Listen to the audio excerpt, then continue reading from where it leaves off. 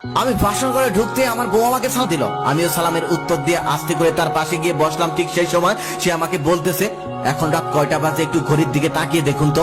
আমি অবাক হলাম, কারণ নতুন বউয়ের মুখে এমন সাহসিকতার প্রশ্ন শুনলে সবাই অবাক হবে। তারপর আমি ঘড়ির দিকে তাকিয়ে দেখি রাত 1:30। তখন আমি আমার বউকে বললাম, দেখো এখন আমার বিয়ে করার কোনো ইচ্ছে ছিল না, শুধু বাবা মায়ের চাপে পড়ে আমাকে তোমার বিয়ে করতে হয়েছে। তবে আমার কারোর সাথে সম্পর্ক নেই, কিন্তু আমি বিয়ের জন্য এখন মানসিকভাবে প্রস্তুত না।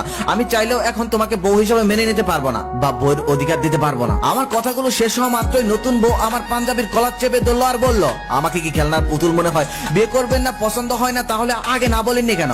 বিয়ে করলেন কেন? আপনার বিয়ে করার ইচ্ছে নেই, এটা আমাকে আগে থেকে বলতেন। আমি দরকার পড়লে আমার পক্ষ থেকে বিয়ে ভেঙে দিতাম। তবে মায়ের প্রতি এমন ভণ্ড শ্রদ্ধা দেখাতে গিয়ে আমার জীবনটা নষ্ট করলেন কেন? আমি তো আপনার কোনো ক্ষতি করিনি, এখন আমি আপনার কোনো কথাই শুনবো না। আজ থেকে আমি যেভাবে বলবো সেভাবেই চলবে সবকিছু। এই বলেই কলারটা ছেড়ে দিল আর বলল, আচ্ছা ঠিক আছে, দিতে হবে না, আপনার বউয়ের অধিকার। যার নিচে গিয়ে ঘুমান, খাটে ঘুমাতে পারবেন না। এই বলে বালিশটা ছুঁড়ে মারলো ফ্লোরের মধ্যে। আমিও বাদ্য ছেলের মতো আস্তে আস্তে গিয়ে ফ্লোরের মধ্যে শুয়ে পড়লাম। তারপর শুয়ে শুয়ে মনে মনে ভাবতে লাগলাম, এত গুন্ডি মেয়ে তো জীবনেও কখনো দেখিনি। আল্লাহ জানে আমার জীবনটা কি হবে, হয়তো এই মেয়ে আমার জীবনটাই তেজপাতা করে দিবে। এদিকে আবার ফ্লোরে ঘুমাচ্ছে না, কারণ জীবনে কখনোই ফ্লোরে ঘুমায়নি, আজকে শুধু নিজের অনিচ্ছায় বিয়ে করে ফ্লোরে ঘুমাতে হচ্ছে। ওইদিকে আবার মশার আন্দোলন তো আছেই। তারপর চোখ বন্ধ করে শুয়ে আসি, ঘুম আসে না। তারপর কখন যে ঘুমিয়ে গেছি নিজেও যাই না। তারপর ভোরাতে যখন ঘুম ভেঙে গেছে তখন দেখলাম গায়ে কম্বল দেওয়া আর পাশে একটা কয়লা ধরানো আছে। তখন মনটাতে একটু স্বস্তি পেলাম। মনে মনে ভাবলাম, চোর হলেও মানুষ ভালো আছে, মায়া দয়া আছে একটু হলেও। পরের দিন সকালে ঘুম থেকে উঠেই দেখি টেবিলের উপর চা রাখা। চাটাকে ফ্রেশ হয়ে বিছানায় শুয়ে শুয়ে ফোন টিপছিলাম। ঠিক সেই সময় আমার বউ এসে আমাকে বলতেছে, এই যে কতক্ষণ যাবত সবাই নাস্তা নিয়ে বসে আছে, আপনি এখনো ঘরে বসে আছেন কেন, আসছেন না কেন? তারপর আমার কানের কাছে এসে আস্তে আস্তে বলল, নিচে যাবেন নাকি আপনার জন্য খাবার উপরেই পাঠিয়ে দেবো? আমি তখন প্রায় হার্ট অ্যাটাক হতে হতে বেঁচে আছি। আমি মনে মনে ভেবেছিলাম এখন হয়তো আমার কলারটা ধরে টেনে হেসড়ে নিচে নিয়ে যায়, কিন্তু না, সে এমনটা করেনি। তখন আমি মনে মনে ভাবলাম, বইয়ের স্বর্যা পাল্টে গেছে নাকি সে আবার আমার প্রেমে পড়ে গেল। কথাটা ভাবতে ভাবতে আমি আমার বোর্ড দিকে তাকিয়েছিলাম। তাকিয়ে যা দেখলাম তা দেখে তো আমি হতভম্ব হয়ে গেলাম, কারণ যেই মানুষটাকে রাতে আমি হিটলার নিয়ে ভেবেছিলাম তাকে তখন বেশ মায়াবী লাগছে। তখন আমি নিজেই আমার বইয়ের প্রেমে পড়ে গেলাম আর নিজেকে নিজেই বলতে থাকলাম, আজকে তুইও তো শেষ।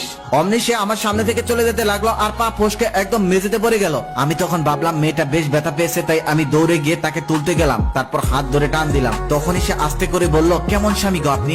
আমি তো ওর কথা শুনে একদম ভেবাচেকা খেয়ে গেলাম, অবাক হয়ে গেলাম। অবাক হয়ে তখন বললাম, আমি আবার কি করলাম? তখন সে বলল, মেঝেতে পড়ে ব্যথা পেয়েছি, কই কুলে করে নিয়ে বিছানায় শোয়াবেন, তা না করে হাত ধরে টানাটানি করছেন। আমি তখনই তাকে সাথে সাথে কোলে নিয়ে বিছানার দিকে যাচ্ছিলাম। ঠিক সেই সময় সে আমাকে শক্ত করে ধরে বলল, আমার মনে হচ্ছে আপনাকে সারা জীবন এভাবেই ধরে রাখি, কিন্তু কি আর করার, আপনি তো আমাকে পছন্দ করেন না, আমাকে ভালোই বাসেন না, দেখতেই পারেন না। আমারও তখন খুব ইচ্ছে করছিল তাকে শক্ত করে জড়িয়ে ধরে বলে ফেলি, পাগলি আমিও তোমাকে ভালোবাসি, কিন্তু কোথা থেকে যেন একটা বাধা আসলো, পারলাম না। ঠিক তখনই বউ আমাকে ধাক্কা দিয়ে বিছানায় ফেলে দিয়ে দৌড়ে চলে গেল। আমি তখন ওর দিকে অবাক দৃষ্টিতে তাকিয়েছিলাম। পরক্ষণে আবার খেয়াল করলাম ও না ব্যথা পেয়েছে।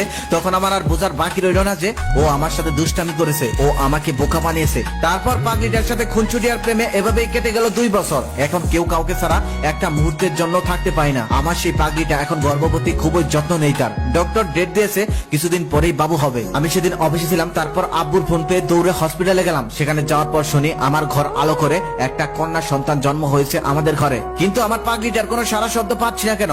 ভয়ে আতঙ্ক হয়ে উঠলাম, কারণ অনেকের মুখেই শুনেছি বাচ্চা হওয়ার সময় নাকি অনেক মাই মারা যায়, অনেক মাই মারা গেছে। সেই ভয়ের কারণে আমি কখনো বাচ্চা নিতে চাইনি, কিন্তু ওর ইচ্ছা, ওর নাকি মা হতেই হবে, তাই ওর ইচ্ছা পূরণ করার জন্যই আজকে এই পর্যন্ত আসতে হলো। আমি আর একটা মিনিটও সহ্য করতে পারছিলাম না, দৌড়ে চলে গেলাম হসপিটালের কেবিনে। সেখানে গিয়ে দেখি আমার সেই ছোট্ট মেয়েটা হাত পা ছোড়াছুড়ি করছে, কিন্তু বউ আমার চোখ বন্ধ করে রাখছে। ওর নিঃশ্বাস আছে নাকি নেই এটা দেখার মতো ধৈর্য আমার ছিল না।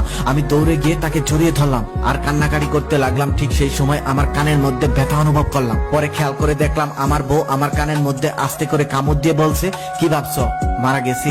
এত সহজে মারা যাচ্ছে না। আমি মারা গেলে আরেকটা বিয়ে করে সুখে শান্তিতে সংসার করবে, এটা আমি সহ্য করতে পারবো না। আরো অনেকদিন জ্বালানোর বাকি আছে তোমাকে, এত সহজে আমি তোমাকে ছেড়ে যাচ্ছি না। আমি তখন তাকে শক্ত করে জড়িয়ে ধরে বললাম, আমি মৃত্যুর আগের দিন পর্যন্ত তোমার কাছেই জ্বলতে চাই।